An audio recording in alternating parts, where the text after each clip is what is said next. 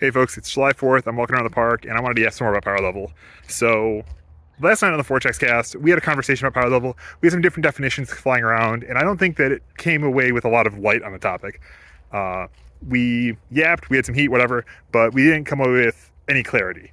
I want to provide another way to define power level and kind of first a box to put around definitions of power level.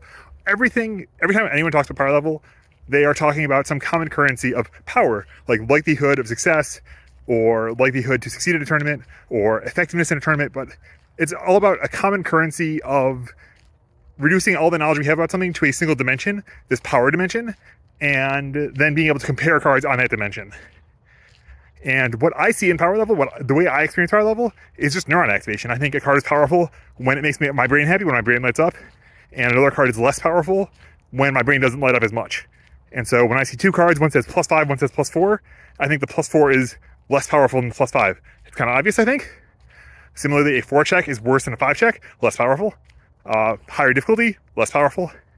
And the way I think my brain sorts this out is not very accurate. It's not very mathematically reproducible. It's not very true, frankly. It might be useful to me. I might experience it usefully. I might think this is a good guide to the game, but I think it's always inherently suspect. My brain isn't very good at this stuff. And I think most people's brains aren't very good at this stuff. There's a lot of findings from economic psychology that we're just not very good at this stuff. Our brains aren't spreadsheets. And frankly, we shouldn't want them. We should neither want the games to be, our brains to be spreadsheets, nor should we want the game to be reducible to a spreadsheet. If I can calculate what's the best card in Standard mathematically and prove it, that game probably kind of sucks, honestly. That game is probably not very interesting or fun and dynamic to play because it's so predictable, so well comprehended in advance, and it's about memorizing what's on the spreadsheet to tell me what I should be doing.